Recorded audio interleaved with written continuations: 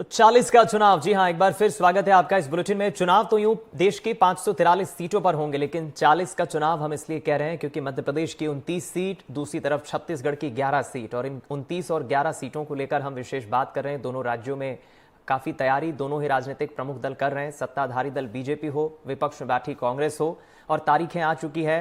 देश में कुल 7 चरणों में चुनाव होंगे, लेकिन मध्य प्रदेश में शुरुआती 4 चरणों में चुनाव होंगे और छत्तीसगढ़ में शुरुआती 3 चरणों में चुनाव होंगे। और वो लगातार तारीखें भी हम आपको ग्राफिक्स के जरिए दिखा रहे हैं।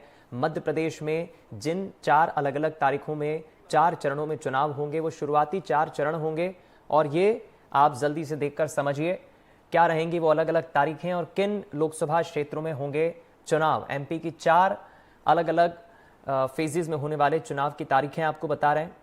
26 अप्रैल को बैतूल खजुराहो में चुनाव होंगे, तो वहीं 7 मई को मुरैना, भिंड, ग्वालियर, इधर 7 मई को ही गुना, राजगढ़, सागर में चुनाव होंगे, और विदिशा, भोपाल, मध्य भोपाल की हम बात करें, मध्य प्रदेश की, इधर 13 मई को देवास, उज्जैन, मंदसौर, धार, रतलाम, नीमच, ये तमाम वो सीटें हैं, कह सकते हैं मालवा निमाड़ की वो सीटें जहां पर 13 मई को चुनाव होंगे। इधर 19 अप्रैल को मध्य प्रदेश के सीधी, शहडोल, जबलपुर, छिंदवाड़ा, बालाघाट, इन सीटों पर चुनाव होंगे। तो मध्य प्रदेश और छत्तीसगढ़ दोनों ही राज्यों की कुल 40 लोकसभा सीटों पर पल पल की नजरें रहेंगी। एनडीटीवी के हमारे सहयोगी लगातार अपडेट्स पहुंचाएंगे। 4 चरणों में मध्य प्रदेश में होंगे चुनाव, तो 3 चरणों में छत्तीसगढ़ में, और ग्राफिक्स के जरिए लगातार हम आपको दिखा रहे हैं। आज अब से कुछ देर पहले chief election commissioner Rajiv Kumar ने इस बात की जानकारी देते हुए प्रेस कॉन्फ्रेंस में साझा की। एक बार फिर आपको राजीव कुमार की, चीफ इलेक्शन कमिश्नर की, वो बात सुनाते हैं जिसमें उन्होंने तारीखों का ऐलान किया। क्या कुछ कहा? तो इसमें जो फेज 1 का जो मैप है, इसमें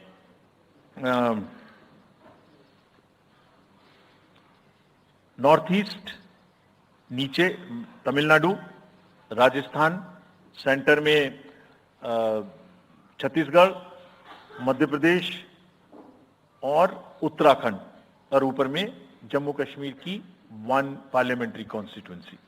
ये येलो फर्स्ट फेज का आपके सामने में मैप है। Second phase notification will start on 28th of March and date of poll will be 26th of April. So this is the map which would be phase 2, जिसमें हम north east में काफी जगह चुनाव को कंप्लीट करते हुए, तमिलनाडु में कंप्लीट करते हुए, सेकेंड फेज में राजस्थान को भी कंप्लीट करेंगे।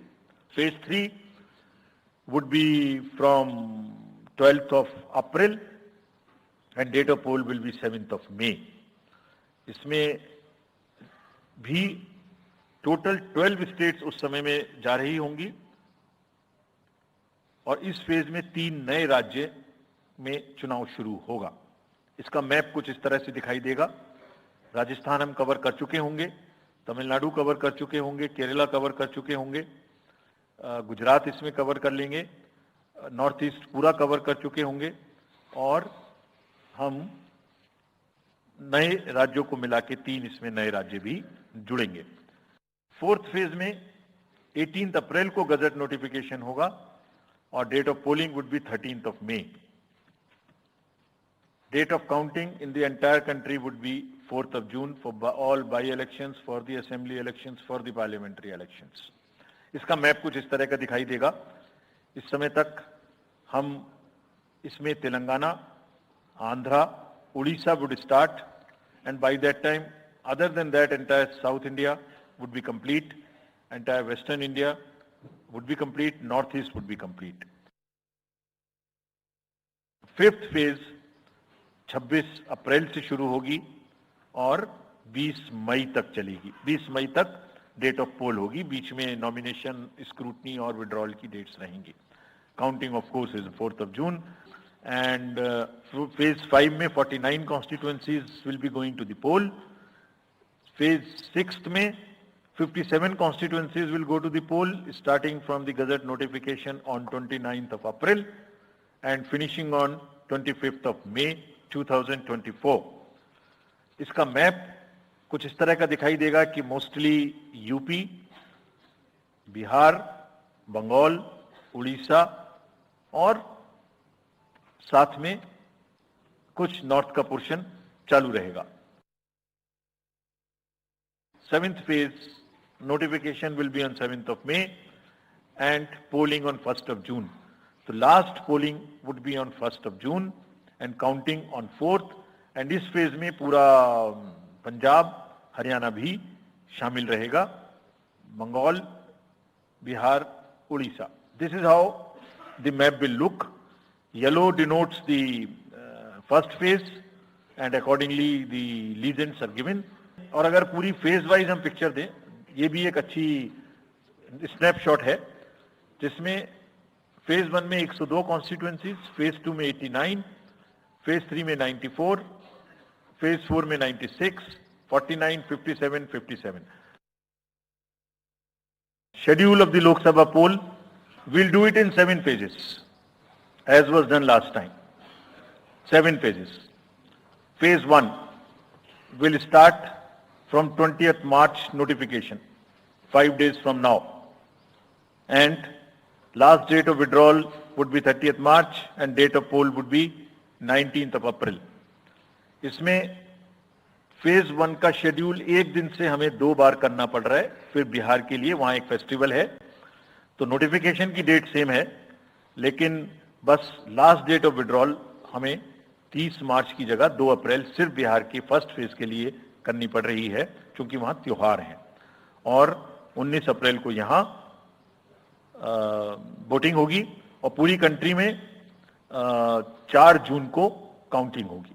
चुनावों में हिंसा का कोई स्थान होना नहीं चाहिए और ब्लड बाथ बिल्कुल नहीं होना चाहिए.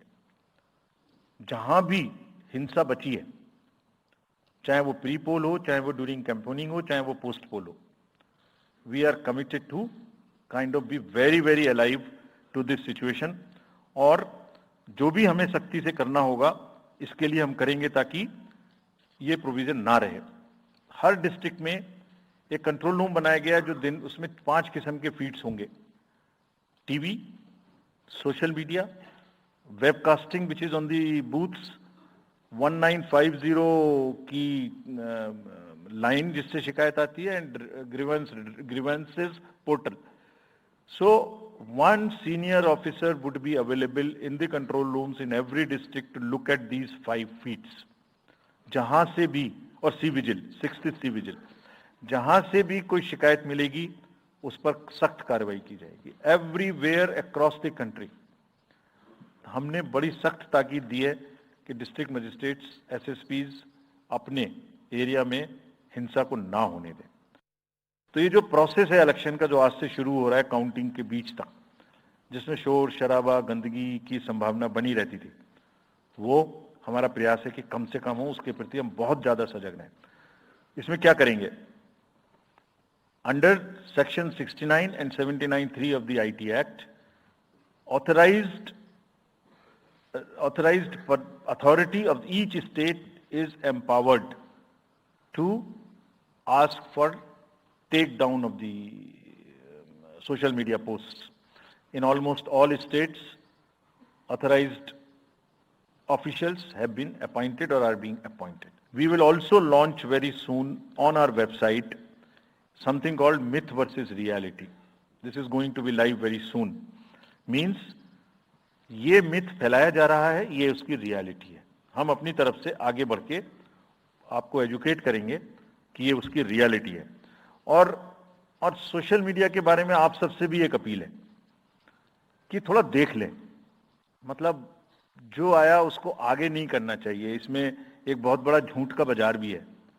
मैं इसके बारे में सोच रहा था तो मैंने कुछ चंद लाइनें लिखी थी जो आपको बताना चाहता हूं.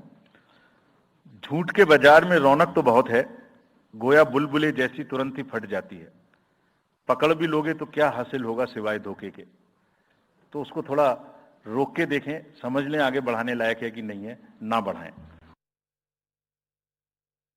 आवर रिक्वेस्ट इज कि कैंपेनिंग के दौरान please don't try to cross the red line. ये वैसे भी इसलिए जरूरी है that in this digital world जो भी एक बार मुंह से निकलता है उसका रिकॉर्ड तो 100 साल तक के लिए पैदा हो गया, वो बार बार चलता रहता है। So please avoid creating digital memory of bad words which are coming from your mouth. Please be civilized during the election, this is what is our advice. और एक बार जब लड़ाई झगड़ा होता है ना तो प्रेम का धागा टूट जाता है, और जब प्रेम का धागा टूट गया तो बड़ी मुश्किल होती है। रहीम ने कहा था, रहीमन धागा प्रेम का मत तोड़ो चिटकाए, टूटे से फिर ना मिले, मिले गांठ पड़ जाए। तो क्यों ऐसी गांठ बांधनी है? थोड़ा प्यार मोहब्बत से कैंपेनिंग करें, शोर शराबा कम हो। तो आप राजीव कुमार को सुन रहे थे, चीफ इलेक्शन कमिश्नर हैं, जिन्होंने आज जानकारी दी, तमाम उन सवालों के जवाब दिए। देश में 7 चरणों में चुनाव होंगे।